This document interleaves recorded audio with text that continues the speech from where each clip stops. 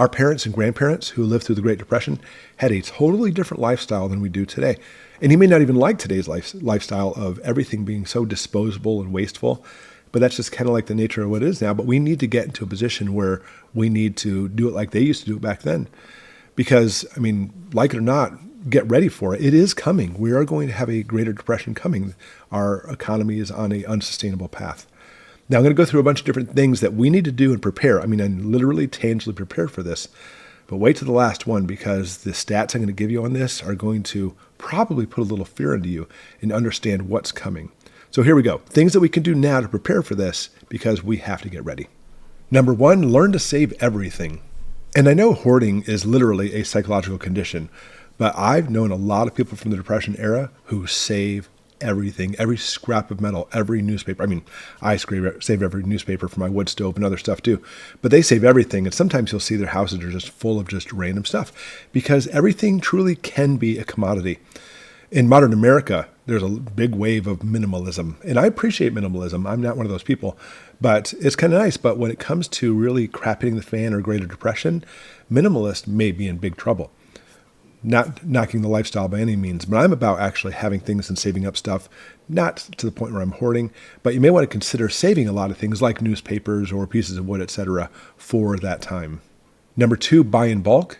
And honestly, at almost any store back then, that's all we really had was buy in bulk. There was no like pre-frozen, pre-packaged, preservative-filled garbage food.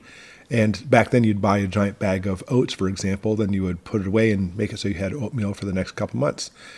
We try to buy in bulk. I mean, for us in our family, we buy from Resort Standard. There's a link below for that if you want to check them out. And that's not the only way we buy, obviously. We buy a lot of other stuff too. But it's nice we can still get huge resources like that. And I think as we get into a more depression state, we're going to be heading more into a lot of places selling a lot of bulk stuff. Up here where we live in Michigan, there's a huge, huge Amish community. And we go in there all the time. They have lots and lots of massive 25-pound bags, 50-pound bags of bulk food. Number three, make it from scratch. So you buy in bulk, you prepare the food from scratch. And that's what we try to do. We try to do a lot of stuff from scratch. Rarely do we buy something that, again, preservatives alone are such a horrible thing that they add to food, just nasty stuff. Well, one of the things we like to do is bake our own bread. Even some of my kids who are pretty young still make their own bread. Sometimes they like to do like the banana bread with chocolate chips in it, the fluffy, stuffy kind of bread that's not really as good for you. But I mean, bread's not the best thing for you anyway. But we do whole grains and loaves, and we have baking pans, and we've actually made our own bread for a long time. Number four, gardening. And gardening really is a skill. It's something that must be practiced. And I know there's some like fertile ground places where you accidentally drop a seed and next thing you know, you have watermelons coming out of the ground. That's not where we're at, by the way. I don't know if it is where you're at. And gardening takes so much work, preparing the ground and weeding it all the time and just everything you do to get your plants to grow, because there's nothing more disheartening than planting from seed. You actually get a plant and then nothing comes out of this plant. So having the right, type of compost and things the plants need to grow. Now, here's the thing. We are, or at least indications are showing, we are heading for another agrarian society, basically taking us from this modern technological age to, time to make your own food. And if you're waiting for that time to come before you start planting and gardening, I'm going to be honest with you, your first harvest is probably going to be very low. It's simply not going to feed you for a year. And so practice now, get ready now, and get all those skills now before that time comes. Number five, get some meat animals. My personal favorite, I love chickens. I love having chickens. I mean, first off, they produce eggs, one of the best foods you could ever eat. But then secondly, over time, the chicken itself can produce the second best food in the world, a chicken sandwich. Delicious. But it's not even just chickens. I mean, I'm not sure what you prefer. A lot of people like raising rabbits or pigs or love to have a cow, even quail. Instead of going for chicken eggs, a lot of people get the quail eggs now. A little bit smaller, but they can mass produce over a long period of time. So having animals to be able to produce for you is a great thing. Number six, learn to preserve. And again, not only do we have a disposable society, but we have a very, very wasteful one too. There's tons of food that goes to waste, not even just like across the country, but in our houses too. It makes me sick to my stomach when I see something in the fridge and I'm like, darn it, such and such went bad. I could have eaten that as leftover. And I mean, we do a lot of dehydrating and canning. In our freeze dryer, we can actually take leftovers and freeze dry it, which is really neat. Of course, it takes some time and energy. But either way, you need to learn to preserve now. learn how to do it. And like, for example, in my opinion, I think the best thing you can do, the best bang for your buck is canning. There's a lot of stuff you could do with canning, and that way you won't have your food go to waste. Number 7, know how to repair. And there's 2 things you have to get for this. First, you have to get the tools to be able to repair things. Then secondly, you have to get the know-how. I mean, a lot of the know-how comes from books, which is a good thing. So at least you have those possibly in reserve for the future. But I would say practice now, because a lot of times you'll start doing a job and you realize, oh, I don't even really have all the parts for this. You thought you did. But then secondly, you need to look at getting some spare parts now, because there's certain things that once it breaks, oh, I knew I needed this part back then, but now it's too late.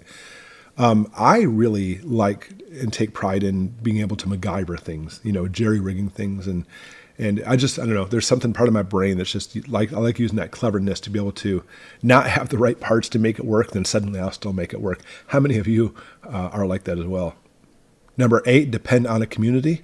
And speaking of repair, I'm sure there's some things that you're really not very good at, or maybe you do it okay, you just don't really like it very much. That's where a community comes in is great. It's very important to have it so everybody has different roles and they can participate in the community, especially in prepping and going through depression.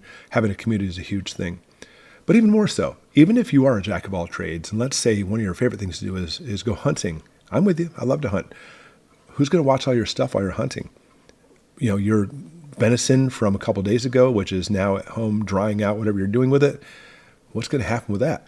Having a community, at the very least, to stand watch with each other and hold security is very important. And when we get into third world countries, if you've ever been to those countries before, that's actually one of the main things they do for survival, is communities bound together and actually have roving watches to protect their families. Number 9, homemade cleaning products. We like the natural stuff in our family. That's all we go with, natural stuff. Like, for example, like Dr. Bronner's. It's not the only one. Vinegar, baking soda, even like rubbing alcohol or liquor alcohol can work really well at cleaning and sanitizing stuff, or even making stuff from scratch. If you take your wood ash from your stove and use some of that fat from that deer that you butchered, you can actually render it down and make your own soap. That's how it's been done for a long time. It takes some practice though. And I'm looking at possibly wanting to do some of those things this summer to show you on the channel, or possibly different means too. I'll talk about that later. But doing these things is important because, even if you stock up on 20 bars of Zest fully clean soap bars, they're eventually going to be gone. And then what are you going to do? Number 10, conserve energy. And when we think conservation of energy or conserve energy, we think, I just don't want to pay a higher bill. But I'm talking about you need to learn to be able to do with less. Right now, energy-wise, we live high on the hog. I mean, even with gasoline over $3 a gallon, we still, buy gas for our car and drive places. And we have electricity coming in. Our electric bill's gone up also. Our gas, propane bill has gone up also, but it's still affordable. But understand that those things during that time may not even be available. So think about that. You don't simply just need to cut down, but you really need to conserve, because there's some things that may not come back. So right now, learn to do things minimally speaking when it comes to energy and power. I mean, like, for example, I have like a almost unhealthy, it's not unhealthy, affection with solar generators. I just love the things. They're just so much fun. But even that, solar generators can only produce so much power. Even if you have a really nice solar array to it, you may have some cloudy days. They'll still work in cloudy days, by the way. Whoever says they don't, they have never used a solar generator. But you have to conserve the energy because you only have so much. Maybe one day I have enough energy for my solar generators to run the water pump for an hour. Maybe we're filling up water jugs. Maybe the next day I can actually run my furnace with it for a few hours. So you have to learn to be able to conserve it and proportion it and ration it to where it goes. But honestly, it's not just electricity. You want to conserve your propane. You may only have so much propane, or possibly gasoline, or even firewood to keep your house warm. So learn to basically use as little as you can and conserve it for a longer period of time. And number 11, move out into the country. Come on out. Okay, so out of anyone, you really need to listen to this one. This is so important. Back then, back in the Great Depression time, 50% of the population in America lived in cities, 50%. And when the Depression hit, 25% of those people left out to go out into the country, moved out in the country with food. I mean, cities back then had food.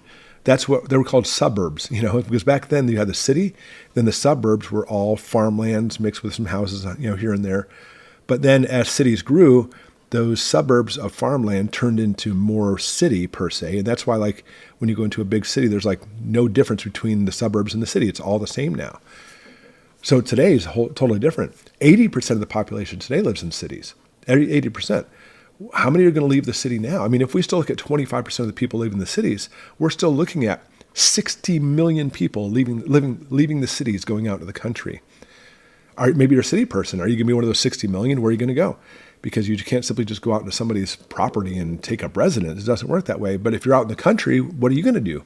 Because suddenly you're going to have 60 million people coming down your road looking for work, looking for a place to sleep, can I at least sleep in your barn? Do you have some extra food? Those peaches on your tree look pretty nice. And that's things we have to deal with. So when it comes to a new Greater Depression, this is probably one of the most alarming things, one of the most difficult things we have to deal with, is the mass exodus from the cities. And we're not even talking about a cataclysmic catastrophe like grid down. We're talking about simply just people trying to survive with having more food because cities don't produce food. All right, so guys, we can learn a lot of lessons from the Great Depression. There's a bunch of them for you. And I'm sure you've probably heard some too. We have our parents and grandparents who lived in the Depression. What are some tidbits that you picked up from them that still holds in your brain? You're like, wow, I wish people learned this. Put in the comments below. I would really like to see those. And as always, everybody, thanks for watching, and we'll see you next time.